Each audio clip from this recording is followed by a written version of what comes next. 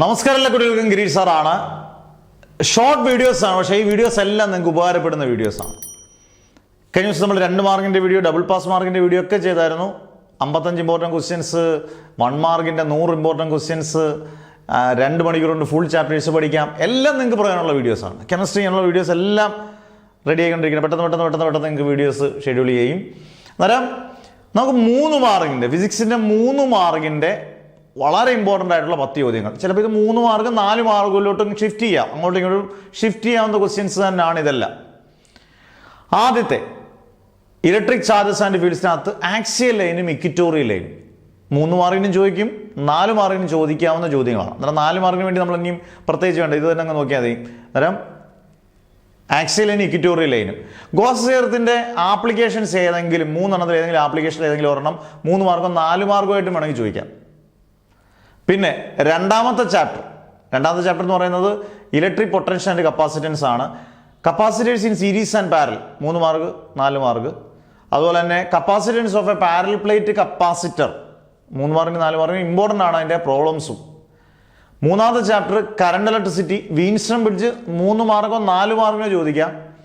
Drift വെലോസിറ്റിയും ഉള്ള relations ഒക്കെ 3 മാർക്കിന് ചോദിക്കാവുന്ന ക്വസ്റ്റ്യൻ ആണ്. ഇന്റേണൽ റെസിസ്റ്റൻസിന്റെ ഫാക്ടേഴ്സും അത് ഡിറൈവ് ചെയ്യുന്നതൊക്കെ വെച്ച് ഒരു 3 മാർക്കിന്റെ ക്വസ്റ്റ്യൻ ചോദിക്കാം. നാലാമത്തെ മാഗ്നറ്റിക് എഫക്ട്സ് ഓഫ് ഇലക്ട്രിക് കറണ്ടിൽ കൺവേർഷൻ ഓഫ് ഗാൽവനോമീറ്റർ ഇൻറ്റു അമ്മീറ്ററും വോൾട്ട് മീറ്ററും 3 മാർക്ക് 4 മാർക്കിന് ചോദിക്കാം. അതിന്റെ പ്രോബ്ലംസും വളരെ ഇമ്പോർട്ടൻ്റ് ആണ്. പിന്നെ 5ാമത്തെ ചാപ്റ്ററിനകത്ത് മാഗ്നറ്റിക്സിനകത്ത് ferromagnetic, diamagnetic, paramagnetic substance അതിന്റെ പ്രോപ്പർട്ടീസും എക്സാമ്പിൾസും, അതും 3ഉം 4ഉം മാർക്കാണ്. പിന്നെ അടുത്ത 6ാമത്തെ ഇലക്ട്രോമാഗ്നറ്റിക് ഇൻഡക്ഷനകത്ത് മോഷൻ ഇഎംഎഫും എനർജി സ്റ്റോർഡ് ഇൻ ആൻ ഇൻഡക്ടറും 3ഉം 4ഉം മാർക്കിന്റെ ക്വസ്റ്റ്യൻ ആണ്. എ സിക്കകത്ത് ട്രാൻസ്ഫോമറുമായിട്ട് ബന്ധപ്പെട്ട ലോസസ് ഓഫ് എ ട്രാൻസ്ഫോമർ അത് മിനിമൈസ് ചെയ്യുന്ന രീതികൾ, A C consist of resistor ഉള്ളി, കണ്ടക്ടർ ഉള്ളി, കപ്പാസിറ്റർ ഉള്ളി, ഇൻഡക്ടർ ഉള്ളി, ഇൻഡക്ടർ, കപ്പാസിറ്റർ, റെസിസ്റ്റർ ഉള്ളി, ഇംപെഡൻസ്, പവർ ഫാക്ടർ, ഇതെല്ലാം 3ഉം 4ഉം മാർക്കിന്റെ ചോദ്യങ്ങളാണ്. ഇലക്ട്രോമാഗ്നറ്റിക് വേവ്സിനകത്തു നിന്ന് 2 മാർക്കിന്റെ 3 മാർക്കിന്റെ ചോദ്യങ്ങൾ വരാൻ ചാൻസ് കുറവാണ്, ഡ്യുവൽ നേച്ചർ കുറവാണ്. റേ ഒപ്റ്റിക്സിനകത്തു നിന്ന് ഈ പറയുന്ന പോലെ 3 മാർക്കിന്റെ എസ്എ ടൈപ്പ് ക്വസ്റ്റ്യൻസ് ആയിരിക്കും കൂടുതൽ വരുന്നത്. പിന്നെ ആറ്റംസും ന്യൂക്ലിയക്കകത്തു നിന്നും ചാൻസ് വളരെ കുറവാണ്. 3, 4 മാർക്കിന്റെ ചാൻസ് വളരെ കുറവായിരിക്കും.